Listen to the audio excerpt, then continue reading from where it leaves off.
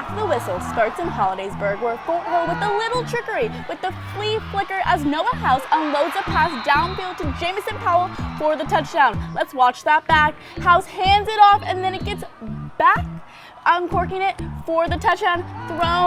Thrown in the air and caught. Hit as he throws too. That was really impressive. What an aerial show. House. What an aerial show. Hello and welcome to After the Whistle. Our crews just got back from that game and many others around District 6. Live from University Park, I'm Harlan Pena. And I'm Chase Fisher. We'll bring you all those highlights plus a look into one of Penn State football's most anticipated games of the year, right here on After the Whistle.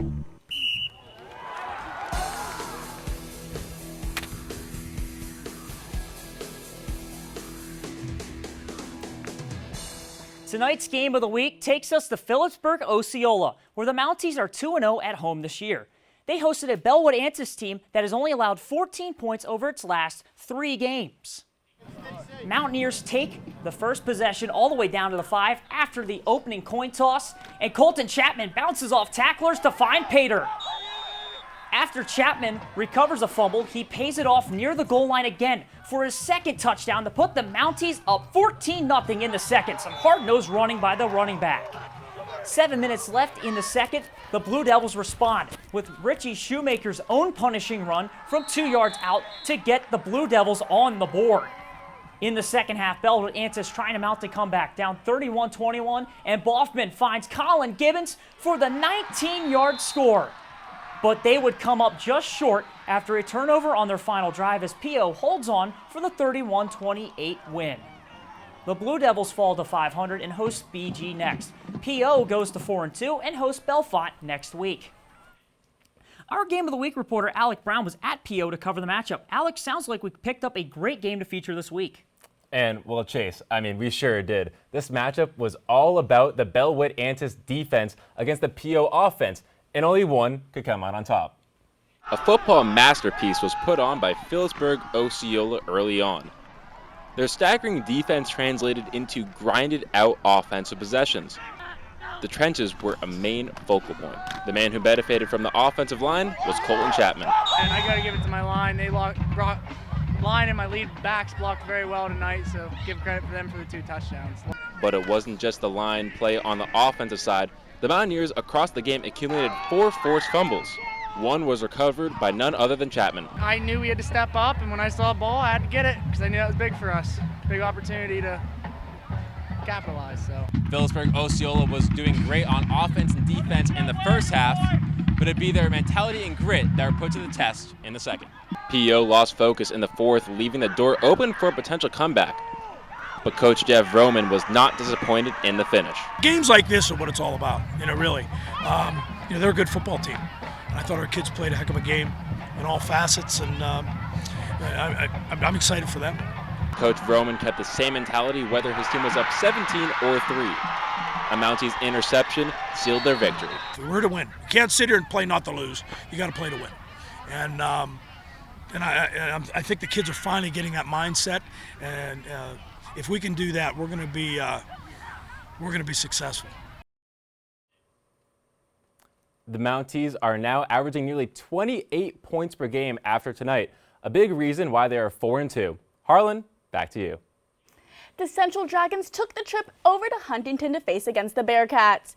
It was Army Appreciation Night at where other than War Veteran Field. Let's get the game rolling. Look at those unis. To start the game off, the Bearcat quarterback Elliot Geisler passes to Kobe Crahan for a 12-yard touchdown. You can't even see him. Up next, Dragons looking to score points. It's freshman Brooks Decker catches the pass and rolls into the end zone, making the score 7-7 to close out the first quarter. All tied up. Quarterback Carter Shank throws an underhand pass to Caden Horn, who throws it back downfield, stays on his feet. But unfortunately, the refs overturned that play. To finish out the quarter, Bearcats with the tush push. Do I hear little Eagles? Uh-oh. At half with the score of 21-13. Bearcats go on to win the game 49-19. The Bearcats travel to Tyrone next week while the Dragons will face Penn's Valley area on the road. 18 years. That's how long it's been since Penns Valley has beaten Clearfield. The Rams enter tonight at 0-5, facing a Bison team trying to get right after losing to Huntington last week. As the sun sets over Bison Stadium, Xavier Curry drops back the pass and hits Cooper Broad over the middle, who takes it to the house, 79 yards. There he goes. Afterburners engaged. He's gone. Almost looking like Derrick Henry. Later in the second quarter, Clearfield kicker Colton Ryan sends a dribbler to Spencer Althouse, who juggles the ball before regaining possession and taking it all the way down the sideline for a kickoff return touchdown. Penn's Valley puts their first points on the board with the score. In a stylish way, too. Towards the end of the half, Curry hands off to Ryan, who makes a herd of Rams miss, coming up just short on the 1-yard line for a gain of 30. Look at the hard-nosed running by the Clearfield player. No one can catch him. Channeled his inner Marshawn Lynch on that run. Less than a minute until halftime. Curry rolls out to his right and fires downfield to Landon Ranklin, who gets the toe down and secures the catch. An unbelievable play. Clearfield went on to dominate 46-14. Clearfield improves to 4-2 on the season and will face Bald Eagle area next week. Penns Valley falls to 0-6 and hosts Central next. The Crusaders of Bishop McDevitt traveled to Mansion Park all the way from Harrisburg for a Penn Commonwealth Conference game against the Altoona Mountain Lions. We begin in the first quarter with Bishop McDevitt's quarterback Sebastian Williams handing off to his running back Nazir Jones-Davis, who bruises through the defense with a walk-in touchdown. McDevitt goes up early, making it look easy. We move to later in the first with Sebastian Williams with yet another score. This time the wide receiver Howard Holton Jr. making the defense look lost in coverage. Can they do anything else? Through to the second quarter, Altoona tries to trick it up with the flea flicker that is snatched out of the air by defensive back Patrick Wright, effectively ending the Altoona drive. Go up and get it, young man. Bishop McDevitt shut out Altoona 38-0. Bishop McDevitt moves to 4-2 while Altoona drops to 2-4. When we come back, we'll take a look at Bellefonte's homecoming celebration. Also, highlights from one of the biggest games in the area, Fort Hill at Hollidaysburg. But first, here are some scores around District 6.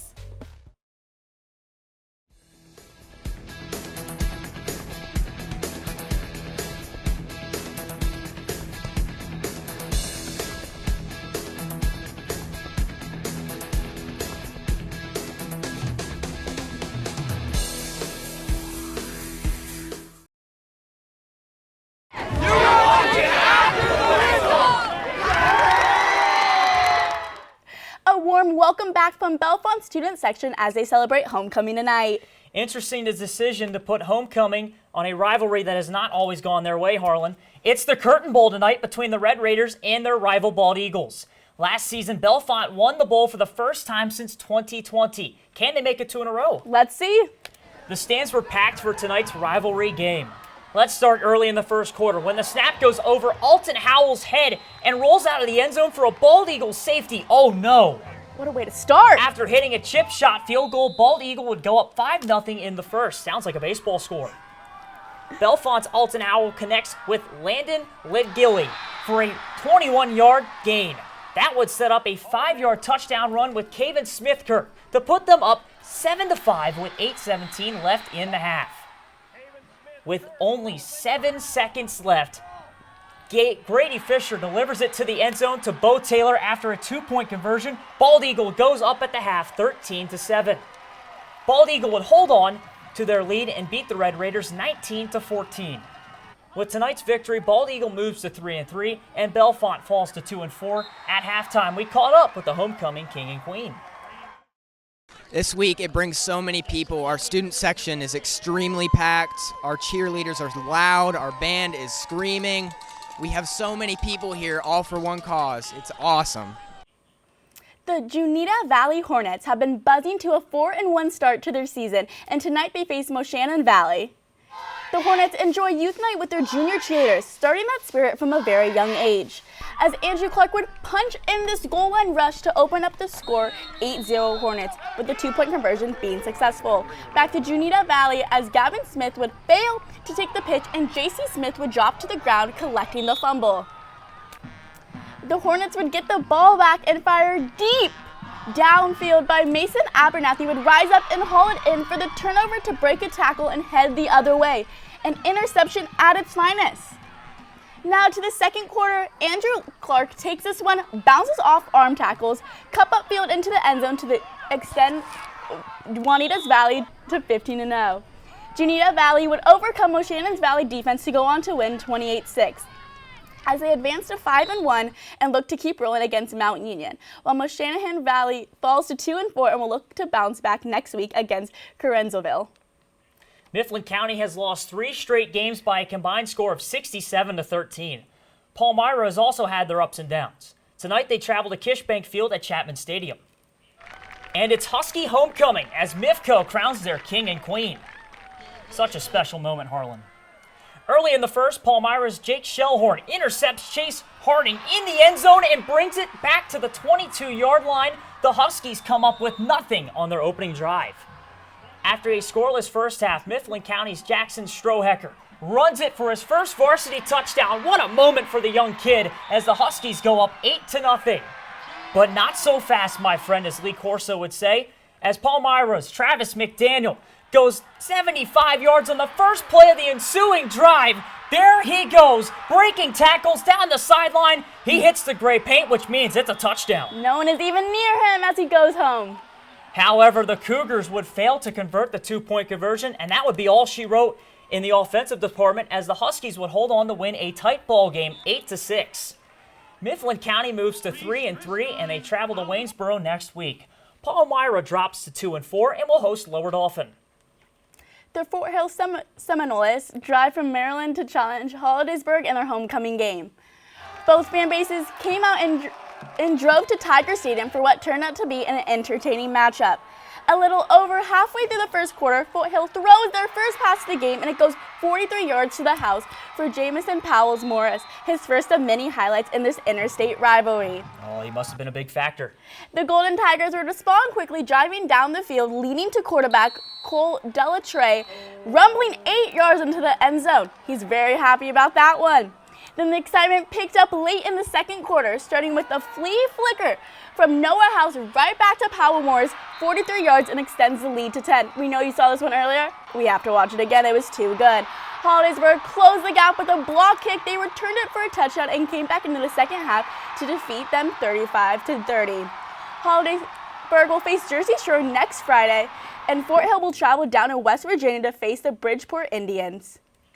We'll be right back.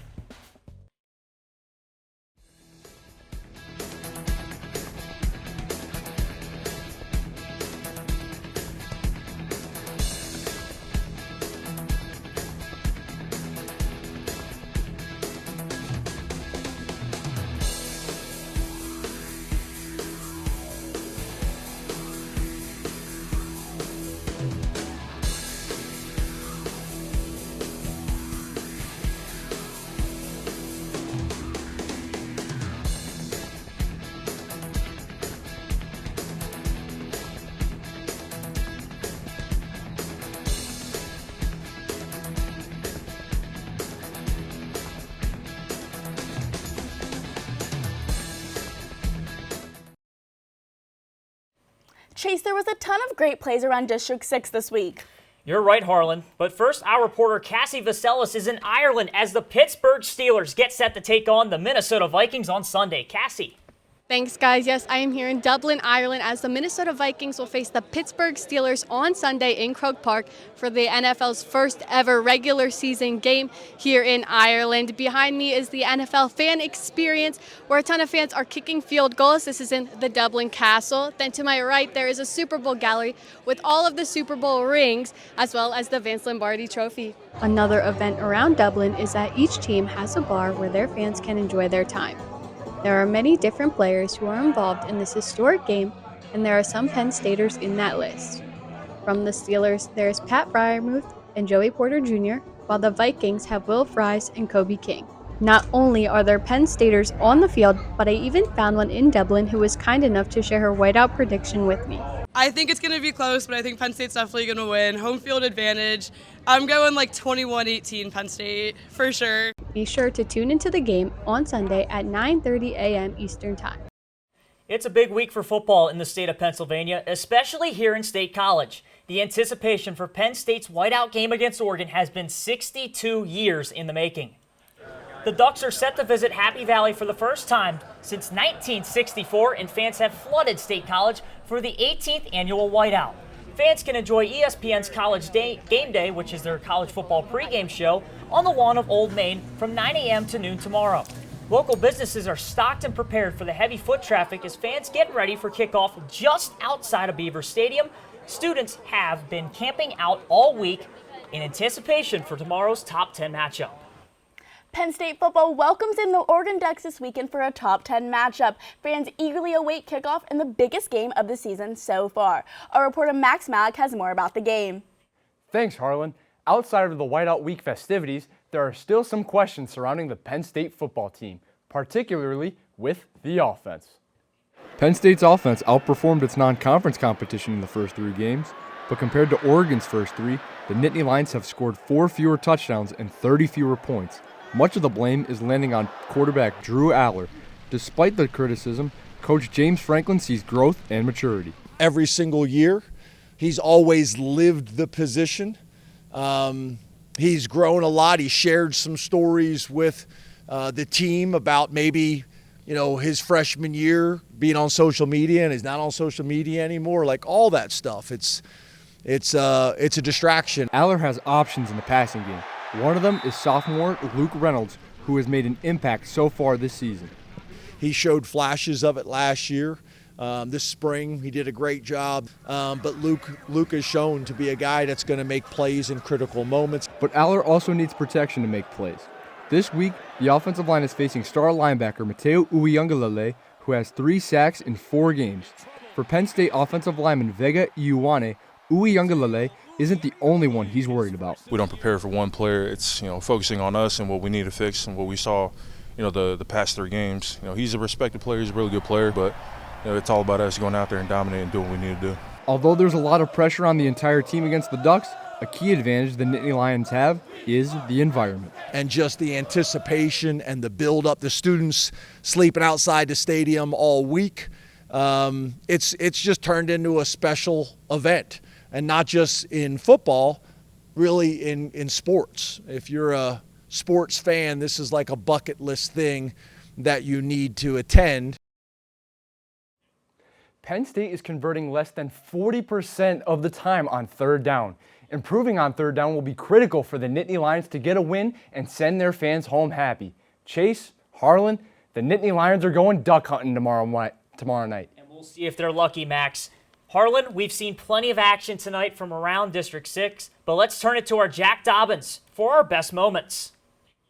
Thanks, Chase. There has been a ton of great action throughout District 6 today, but here are the top 3 plays of the night.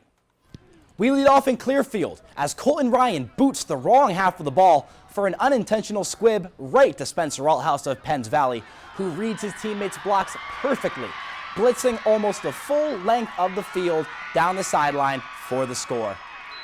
Coming in at number 2, Noah House and Braylon Younger play hot potato with the football, resulting in a 43-yard score by Jameson Powell Morris for our first but not last flea flicker of the night, as here's the other, as quarterback Parker White dishes it to Mekhi Jackson, who heaves the ball downfield and is intercepted by one of the greatest picks I have ever seen.